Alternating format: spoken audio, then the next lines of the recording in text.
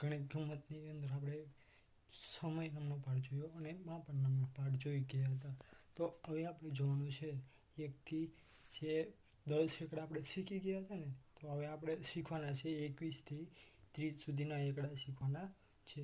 તો આજે આપણે એકડાઓની અંદર જે આપણે પહેલાં શીખી ગયા હતા એની જેમ જ આપણે શીખવાના છે. તો હવે આપણે આજે એવો તે પાઠ આપણે ભણવાનો છે. એટલે આપણે આજે જે પાઠ આપણને આપ્યો છે એની અંદર આપણે ગણતા જઈશું અને શીખતા જઈશું. તો ચાલો આપણે પાઠની અંદર જોતા જઈએ કે કઈ રીતના ગણતરી કરવી અને કઈ રીતના આપણે યાદ રાખવાના છે એકડા, કઈ રીતે શબ્દોમાં લખવા. બરાબર. તો 8મો જે પાઠ છે આપણે, બરાબર, તો 8મા પાઠની અંદર આપણને 21 થી 50 સુધીના એકડાઓ શીખવાડવામાં આવ્યા છે કે 50 સુધીના એકડા આપણે કઈ રીતના શીખવા, કઈ રીતના એની ગણતરી કરવી એ આપણે શીખવાનું છે. તો આપણે 1 થી 23 સુધીના એકડા શીખી ગયા હતા ને શૂન્યની પણ આપણે વાત કરી દીધી હતી. તો આજે આપણે જોવાનું છે 21 થી 50 સુધીના એકડાઓ. તો 1 થી આપણે અહીંયા આગળ જે વસ્તુઓ આપેલી છે એ ગણતરી કરવાની છે અને એની સાથે સાથે આપણે લખતું પણ જવાનું છે. તો અહીંયા આગળ જો અહીંયા જે વસ્તુ આપેલી છે, બરાબર, તો એ વસ્તુની અંદર આ રીતના જો તો 4, 5 આ 5 આ રીતના એમ કરેલા હોય, 5નું જૂથ બનાવેલું હોય, પછી 10નું જૂથ બનાવેલું હોય, બરાબર, આ રીતના જે છે એ 10નું જૂથ, બરાબર, આ 10નું જૂથ બનાવેલું હોય. તો આ રીતના જે કોઈ પણ વસ્તુ હોય તેના જૂથ બનાવેલા હોય, 5નું કોઈક બનાવેલું હોય, કોઈ કે 10નું બનાવેલું હોય, પણ આની અંદર આપણને 10ના જૂથ આપેલા છે કે જે 10ના જૂથ છે એ 10ના જૂથ જો અહીંયા આગળ આપણને સૌપ્રથમ દિવાલ સળીથી આપણે જોઈએ, બરાબર, તો અહીંયા આગળ આપણે એક જૂથ આપેલું છે એ 10નું તે હોય, કેટલાનું હોય, જે પેક કરીને 10ની નોટ જે હોય, બરાબર, તો અહીંયાના આપણે છૂટા રૂપિયા કરીએ તો 10 છૂટા રૂપિયા કરવા પડે. પરંતુ અહીંયા આગળ 10ની નોટ એક કરીને મૂકી દઈએ આપણે ભેગા કરવા માટે. તો અહીંયા આગળ જો અહીંયા આગળ જેમ પડ્યા છે એની જેમ 10નું એક બંડલ કરેલું છે, એટલે કે એક પેકેટ એનું વાળેલું છે. 10-10ના પેકેટ આપણે જુદા કરીએ ને એની જેમ આપણે કોઈ પણ ગણતરી કરતા હોય તો આપણને યાદ કઈ રીતના રહે કે આ જે વસ્તુ છે, બરાબર, આ છૂટા હોય તો એવા છૂટાની અંદર તમે ભૂલી જઈ શકો. પરંતુ આ 10ની એક વસ્તુ છે અહીંયા છે, તો આ રીતના જુદી તમે મૂકેલા હોય તો આપણને ખબર પડી જાય કે આ એક છે 10નું છે, બીજું 10નું, ત્રીજું 10નું, ચોથું, બરાબર. તો આ રીતના જુદા વસ્તુઓ છે એ બધી ભેગી કરી મૂકીએ તો આપણને ખબર રહી છે કે આ રીતના 10 વસ્તુઓનું એક બંચ બનાવેલું છે. તો આ રીતના હવે જોવાનું છે આપણે આગળ. તો એમાં આપણે 10ની એક છે એટલે 10 પછી જે છૂટા આપણને આપેલા છે એ આપણે ગણતરી કરવાની રહે. તો 1, 2, 3, 4, 5, 6, 7, 8 એટલે 10 એટલે કે એકમ અને દશક. આમાં આપણે જોવાનું છે કે સૌપ્રથમ એકમ, બરાબર, એકમ અને દશક. શું જોવાનું છે આમાં? એકમ અને દશક. તો એકમ અને દશકની આપણે પહેલાં પણ વાત કરી ગયા હતા કે એકમ કોને કહેવાય અને દશક કોને કહેવાય. તો આપણે જો 2 અંકની સંખ્યા હોય, બરાબર, 2 અંકની સંખ્યા, જો આ એક અંક છો, આ એક અંક અને આ બીજો અંક, બરાબર, તો આપણે એવું જોવાનું છે કે આ જે પહેલો અંક જે છે ને એને શું કહેવાય? એકમ કહેવાય. શું કહેવાય? એકમ. અને આ જે બીજો અંક જે છે એ દશક કહેવાય. શું કહેવાય? દશક. તો આ દશક છે અને આ છે એકમ, બરાબર. તો આ રીતના હવે આપણે જોવાનું છે કે 10ની જેટલી વસ્તુ 10ની જેટલી આપણે આ રીતના બનાવ્યો હોય બંચ, બરાબર છે, જે આ રીતના જે બંચ આપણે બનાવેલા છે કે આ બંચ અહીંયા આગળ 10 બનાવેલા છે, બરાબર. તો 10 કેટલા બંચ છે બનાવેલા? 10 દિવાળીઓ છે એવા કેટલા ભેગા કરેલા છે? તો એક કરેલા છે, બરાબર. તો એક અહીંયા કરી નાખ્યા. પછી આવશે આ થઈ ગયા દશક, બરાબર, એટલે કે 10 એની સ્થાન કિંમત શું થાય? 10 થાય, બરાબર. અને અહીંયા આગળ છૂટી દિવાસળીઓ કેટલી છે? તો 8 છે. કેટલી છે? 8 છે, બરાબર. 10 થતી નથી એટલા માટે 8 છે. તો આ થઈ ગયા એકમ, બરાબર. તો આ રીતના આપણે શીખવાનું છે એકમ અને દશક વિશે, બરાબર. તો હવે આપણે આગળ જોઈએ તો એકમ કોને કહેવાય અને દશક કોને કહેવાય એ તમને ખબર પડી ગઈ હશે. તો હવે અહીંયા આગળ કેટલા છે? 10ની 1 કરેલી છે, બરાબર. તો અહીંયા 1 છે, પછી કેટલી દિવાસળીઓ છૂટી છે? જેટલી છૂટી દિવાસળીઓ છે એટલી અહીંયા આગળ તમારે શું કરવાનું છે કે લખી નાખવાનું રહે છે બાજુમાં.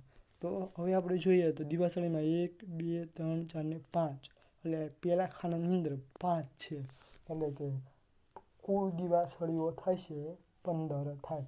કારણ કે જો આ 10 છે, 10 પછી 5 અંદર ઉમેરો, એટલે કે ભેગા કરો અંદર, તો 15 થશે, બરાબર.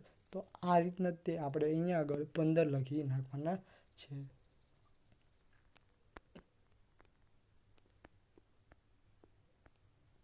પછી આવશે અહીંયા આગળ 10 આપેલા છે, 10 અહીંયા 1, બરાબર. પછી દિવાસળીઓ ગણવાની રહેશે, તો અહીંયા આગળ આપણે 6 આપેલા છે, તો આ 16 છે એ 16 અહીંયા તમારે લખી નાખવાના રહેશે. તો આ રીતના તમારે એકમ અને દશક વિશેની ખબર પડી ગઈ હશે. તો હવે આપણે જોતા જઈએ તો અહીંયા આગળ આપણે જે સમજાવ્યું એ પ્રમાણે જ છે. તો જો અહીંયા આગળ આપણને કેટલી સંખ્યાઓ લખવા છે અને જૂથમાં અને છૂટી દિવાસળીઓ દોરો, બરાબર. તો અહીંયા આગળ આપણે લખવાનું છે કે કેટલા 10ની કેટલી ઓલી બને છે પૂળીઓ આ ભેગી કરેલી છે, બરાબર. એ કેટલી છે? તો 1 છે, તો અહીંયા આપણે 1 લખ્યો, અને અહીંયા છૂટી દિવાસળીઓ કેટલી છે? તો 4 છે, એટલે થઈ ગયા 14 થઈ ગયા, બરાબર. એટલે આ છે 1 છે એ દશક થાય. શું થાય? દશક. ને 4 છે એ શું થાય? તો એકમ થાય, બરાબર. તો આ રીતના હવે આપણે અહીંયા આગળ પણ દોરવાનું છે. તો દશક જે આપેલા છે, તો દશકમાં 10 દિવાસળીઓ જે અહીંયા દોરેલી છે એ રીતના 10 દિવાસળીઓ દોરવાની, અથવા તમે લીટા પણ કરી શકો છો. 10 લીટાઓ અહીંયા કરો, દશકમાં 10 લીટા, અને ખાલી આમ આડો લીટો કરી નાખો, એટલે 10ની 1 પેર બની જાય, બરાબર. પછી આવશે અહીંયા આગળ તમારે જેટલા આપેલા હોય અંક જેટલા આપેલા હોય તો એટલા અંક તમારે દોરવાના છે. 1, 2, 3, 4 ને 5, બરાબર. 5 આપેલા હોય તો 5 દોરવાના, 2 આપેલા તો 2 દોરવાના. હવે અહીંયા નીચે આપણે જોઈએ તો અહીંયા આપણને કેટલી ઓલી આપેલી છે? બંડલ આપેલું છે 10-10ના, બરાબર. તો 10-10નું આપણને 1 બંડલ આપેલું છે, તો દશકમાં આપણે શું લખવાનું? 1 લખવાનું રહેશે. તો આ એકમમાં આપણે અહીંયા કેટલી છૂટી દિવાસળીઓ કેટલી છે? તો 2 છે, બરાબર. તો આ બંનેને ભેગા કરીને ગોળ આ કુંડાળું આપણને આપેલું છે, સર્કલ આપેલું છે, એની અંદર તમારે લખી નાખવાનું રહેશે. હવે અહીંયા આગળ આપણને દશક આપેલા છે 2, કેટલા આપેલા છે? 2 દશક આપેલા છે. તો આપણે કંઈ ટેન્શન લેવાનું નથી, કારણ કે આપણને તો આવડે છે. કારણ કે 10-10ના જો કેટલા કરવા પડે? દશક આપણને 2 આપેલા છે, તો આવી 10ની આપણે જ્યારે 1 આપેલો હતો ત્યારે આપણે 1 આવી મૂકતા હતા, તો 2 આપેલા છે, તો કેટલી મૂકવાની? 10-10ની 2 મૂકવાની. કેટલી? 2 મૂકવાની છે. પછી આવશે અહીંયા આગળ 0, તો અહીંયા આગળ આપણે 1 પણ દોરવાની નથી. એકમ છે એ 0 છે, એટલે કે 0 હોય એટલે કેટલા થાય? 1 પણ ન હોય ત્યારે એને 0 કહેવામાં આવે છે. તો આ રીતના આ થઈ ગયા. પછી હવે આપણે અહીંયા બાજુમાં જોઈએ નીચે, તો અહીંયા આપણને કેટલા આપેલા છે? 1 આપેલી છે દિવાસળીનું 10ની બંડલ, બરાબર. પછી આવશે જે અહીંયા આગળ આપણને કેટલા એકમ આપેલા છે, તો આપણે ગણવા પડે કે કેટલી દિવાસળીઓ છૂટી છે. તો 1, 2, 3, 4, 5, 6, 7, 8 ને 9, તો 9 દિવાસળીઓ છૂટી છે, એટલે કુલ કેટલા થશે? 19 થશે, બરાબર. તો આ રીતના આપણે ગણવાનું રહેશે. તો અહીંયા આગળ આપણને આપેલા છે 2 દશક આપેલા છે. કેટલા દશક? 2 દશક આપણને આપેલા છે, એટલે કે અહીંયા આપણે 10 છે, 10-10ના 2 મૂકવા પડશે, બરાબર. પછી આવશે એકમ કેટલા આપેલા છે? 2 આપેલા છે, એટલે અહીંયા આપણે 2 દોરવાના રહેશે, કે છૂટા જે છે એકમ એટલે કે છૂટા જેટલા હોય એટલા આપણે દોરી નાખવાના હોય છે. તો દશકની આપણને જોડી બનાવતા આવડી ગઈ, કે 10 વસ્તુઓ છે તેની એક વસ્તુ એક ભેગું કરવાનું છે, કે 10 વસ્તુ હોય તો 10 વસ્તુને આપણે ભેગી કરી નાખવાની, ને એક પંચ બનાવી નાખવાનું, મૂકી દેવાનું, બરાબર છે. તો આ રીતના જે વસ્તુઓ છે, જો આપણી પાસે 10 રૂપિયા હોય છૂટા છૂટા, તો આપણે શું કરીએ છીએ? એને 10 રૂપિયાની નોટ કરી નાખીએ છીએ. તો આ રીતના તે છોટી વસ્તુ હોય એની ભેગી કરીને આપણે મૂકી દઈએ છીએ. તો આ રીતના કરવાનું છે, એટલે એને 1 દશક કહેવાય. એવી 2 નોટો તમે ભેગી કરો તો કેટલા થાય? 2 દશક થાય, બરાબર. તો આ રીતના તમારે આગળ વધવાનું રહેશે. તો તો હવે આમાં તમને એકમ અને દશક વિશેની ખબર પડી ગઈ હશે. તો હવે આપણે આગળ જોઈએ. તો હવે આપણે અહીં લખવાની છે સંખ્યાઓ લખવાની છે. તો અહીંયા આગળ આપણને 10 જે છે એ દિવાસળીનો કેટલી પૂળીઓ આપેલી છે? તો 2 આપેલી છે. તો 2 અહીંયા લખી નાખી. પછી અહીંયા એકમ જે છે એકમ બરાબર એ કેટલા આપેલા છે? 5 આપેલા છે. તો 5 આપણે લખી નાખવાના રહે છે. એની જેમ જ અહીંયા જેટલી પૂળીઓ આપેલી છે આપણે ગણતરી કરી નાખવાની 1, 2 અને 3 બરાબર કેટલા છે? 3. તો અહીંયા આગળ લખી નાખવાના 3 ને અહીંયા કેટલી છૂટી છે? બીજા ખાનામાં 3 લખી નાખવાના. એટલે 2 ભેગા કરીએ તો કેટલા થાય? 33 થાય. બરાબર કેટલા થશે? 33. તો આ રીતના તમારે જેટલી પણ આ રીતના પૂળી આપેલી છે 1 અને 2 અહીંયા આપેલી છે તો અહીંયા લખવાના 2. અને અહીંયા છૂટી કેટલી આપેલી છે? તો છૂટી આપણને આપેલી છે 6 પૂળીઓ આપેલી દિવાસળીઓ આપેલી છે. તો આપણે લખી નાખવાના 26. બરાબર. તો અહીંયા આગળ આપણે જોઈએ તો અહીંયા 4 આપેલી છે 1, 2, 3 ને 4. તો અહીંયા લખવાના 4. અહીંયા 2 આપેલી છે તો અહીંયા 2 લખી નાખવાના. એટલે કુલ થશે 42. કેટલા થાય? 2 જુદા જુદા ખાનામાં હોય એને બંનેને ભેગા લખી નાખવાના છે. તો આ રીતના તમારે જે વસ્તુઓ પૂરવાની છે એ કરી નાખવાની પૂરી નાખવાની રહેશે. સાથે સાથે તમે પૂરતા પણ જજો. તો આ રીતના અહીંયા પણ જો અહીંયા બાકી છે તો અહીંયા આગળ પણ 23 આવશે. બરાબર. પછી આવશે અહીંયા આગળ આપણને આપેલા છે 4. બરાબર. 4 પૂળીઓ આપેલી છે કે 4 બંચ કરેલા છે 2, 3 ને 4. 4 દશક થાય. કેટલા થશે? 10 10ના 4 છે એટલે 4 થાય. બરાબર. દશકની અંદર 4 લખવાના. એકમની અંદર એક છૂટી આપેલી છે તો નથી આપેલી તો ન આપેલી તો કેટલા કરવાના? 40 થાય. કેટલા થાય? 0 કરી નાખવાના એટલે થઈ જાય 40. તો અહીંયા આગળ આપણને 3 આપેલી છે તો એ દશકમાં 3 લખવાનું. અને એક કેટલી છે? તો એક છે એ 7 છે. કેટલી છે?